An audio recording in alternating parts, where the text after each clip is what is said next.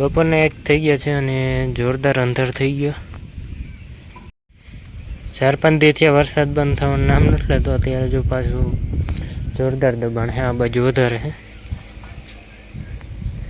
અમારે તો અહીંયા આવે તો નુકસાની થાય અને ઉપરવાસમાં પડશે તો નુકસાની થાય. પાણી તો અહીંયા જ આવવાનું છે. જો આ એટલું બધું સેલનું પાણી ભર્યું. હજી થોડી ચાલુ છે હજી સેલ. એ બાજુ એઠું છે એટલે એ બાજુ વહેલા આવે, પછી વધે તો અમારે ઘર ઢારું ધીરું આવે. હાલો, વરાપ તો થતા થાય પણ ખડ વાઢવાનું તો નહીં હાલે. ખડ વાઢવા જાય અત્યારે ખડ વગર તો હાલશે નહીં. અંતર બંતર તો છે જ અત્યારે વરસાદી વસાણ ને ઉપરથી પાછું પાણી આવે. 3-4 દિવસ થયા તો એમ પાણીનું ચાલે.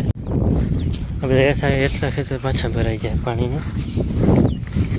નદીમાં આવતા વાર લાગે ને પૂગે એટલે સમાચાર તો મળી ગયા હોય. બસ આગળ ઓલે પારે જવું છે વાટવા. ખાડે મોટું થઈ ગયું ને વરાપ તો આવી નથી કેટલાય દિન એટલે વાટવાનું રહી જાય ખોટું. જૂનવાણી સંપલ પહેર્યા હે. આમાં આપણે ઓલે તો હાલે નહીં. સેન્ડલ કે હું કંઈ પહેરવું પડે. ખડવાટીને આવી ગયા. 3 ભારી ઉપર વાઢ્યું. એમાં જરાક વરાપ જેવું હતું એટલે વરાપ તો નહીં પણ વરસાદ નહોતો એટલે ગયા હતા. રેડાને હું તો ચાલુ જ હતો આખો દી. એટલે 4-5 દી થયા વાઢ્યું નહોતું એટલે બાકી સૂકો ચારો તો આપણી પણ ભરપૂર છે એટલે એ કંઈ ટેન્શન નથી. સૂકા ચારો ઉપર હાલે જ્યારે વરસાદ હોય ત્યારે. પણ આ તો હું હેઠા આપણા ચોખ્ખા થતા જઈએ નકર પાછું પૂગશું નહીં. અને અત્યારે પાછું મારે જરાક ગામમાં જવું છે. ગાડી આપણી જરાક ખોટકાઈ ગળ પડી છે કેદીની એટલે રિપેર કરાવવા જવું છે ને પછી વિચાર છે કે આજે ભેંસ દોવી છે. પાછી બીજી ટ્રાય કરવી આપણે જેવું આવડે એમ.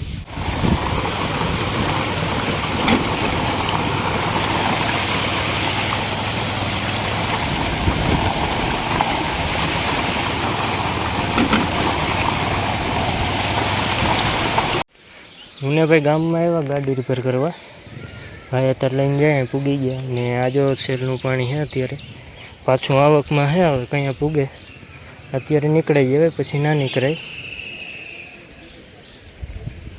ને આ મંદિર છે ભોળેનાથનું. જવું જાય આખી ગાડીમાં આમ પાણી જ રહે. આખું ચોમાસું આપણે હવે પાણીમાં જ હાલવાનું હોય. ને વાછડા આવે છે ચરવા. બધી લીલોતરી થઈ હોય ને એટલે આવે. એટલે તો આપણે આ ફેન્સિંગ તાર બાંધી દીધા છે એટલે શું બહુ પ્રોબ્લેમ ના આવે. નકર તો કંઈ થવા ન દે ખેતરમાં.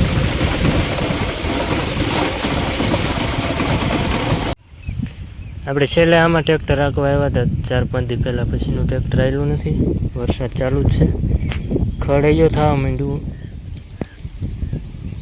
મજૂરને અત્યારે કંઈ કામ નથી વરસાદનું. નકર તો નેતતા હોય એમાં.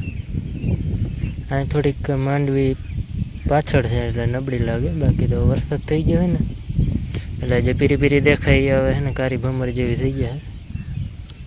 હાલો જલ્દી ઘેર પૂગી જાય નકર વરસાદ આવે એવું થઈ ગયું છે પાછું.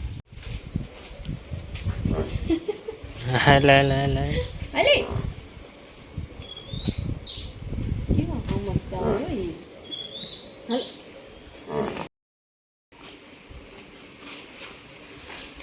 બસ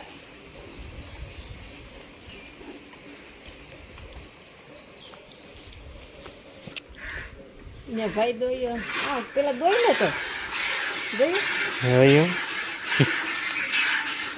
પાટલો ભાઈ ના આવડે આપણાથી સારું. હાથ નથી રાખતું પાટલો.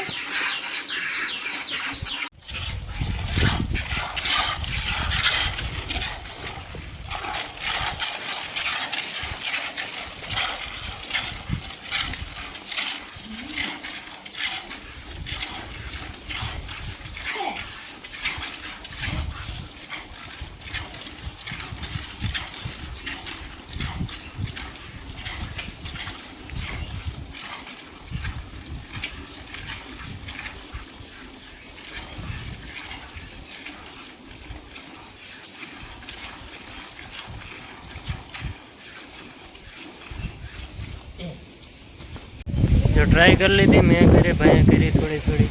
આપણે આમ કાયમીનું કામ નથી, પણ આ તો ખાલી એક શોખથી આમ આવડી જાય તો વાંધો નહીં, કારણ કે મમ્મી કે કોઈ કાકી કે બહાર હોય તો આપણે ધોઈ લઈએ. પણ આ તો શોખ હતો એટલે ભેંસ વ્યાય ને ત્યાં જ, બાકી નકર તો કડક થઈ જાય. અને ટાણે તડકો નીકળી ગયો તો એ ફાયદો થઈ ગયો હતો. એટલે વિડીયો સરખો બની ગયો આપણે. ભાડાભાઈને ઉપર બાંધી દીધો હે.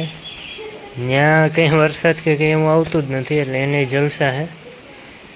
પણ હવે ચોમાસામાં તો આ પ્રશ્ન રહે જ ને, રાબડાનો ને એવું બધો. બાકી તો આમ પગતાણ વાં સુધી અમારે બાંધવાની જગ્યા છે, આમ છેઠ સુધી. અત્યારે ના બાંધી શકીએ ને, ખડ જો આમ પગતું રાખવું પડે, નકર બગડી જાય. લીલું તો હોય ને, વાવડું માંડ્યું હે હમણાં ખૂટી જાય, એટલે ત્યાં જગ્યા ખાલી થઈ જાય. ત્યાં ઝીણકા 3 ઊભા રહે, હમણાં મોટા હોય તો 2 બાંધા રહી, એટલે એ ખાલી થઈ જાય. બધા રાધાને દોવાનો વારો છે. ધીરે ધીરે દૂધ વધુ કરતી જાય ને, આપણે એવું છે નહીં કે દૂધ વધારે કરે. આપણે બસ ઠીક થઈ ગઈ એ જ ઘણું ને, એનો ટાઈમ થઈ ગયો ને એટલે ઉતામળી થાય. બાકી તો હાલો ના દોએ તો હાલે. જો અત્યારે એ ઘૂમરા ફરતી હે, ઓલી નંદીની તો દોવાઈ ગઈ. એવું છે જરાક ઉતામર છે, વહેલું દૂધ દેવાનું છે. આજે વહેલું દેવાનું, કાલે વહેલું દીધું હતું. પાણી આવે છે ઉપરવાસમાંથી, એટલે પછી ગામમાં જવાય નહીં, ડેરી વહેલી વહી જાય છે. હમણાં 3-4 દિવસ સેલ જ આવે છે અમારે તો. અહીંયા વર્ષે કે ના વર્ષે, ઉપર વર્ષે એટલે પૂરું સેલ આવશે ને, એટલે આમ ઓલી બાજુનું બધું ખેતર આમ ઢકાઈ જાય પાણીથી.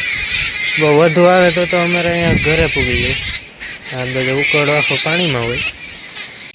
ઉપરવાસમાં વરસાદ થાય ને એટલે ખબર પડી જાય. ગામમાં ગ્રુપ છે ને, ગ્રુપમાં આડાવરા બધા મેસેજ નાખતા હોય, આગળવાળા બધાને અલગ અલગ જગ્યાએ હોય ને, એટલે મેસેજ દ્વારા ખબર પડી જાય કે પાણી આવે છે, કેટલો વરસાદ છે. એટલે પહેલેથી સતર્ક થઈ જાય.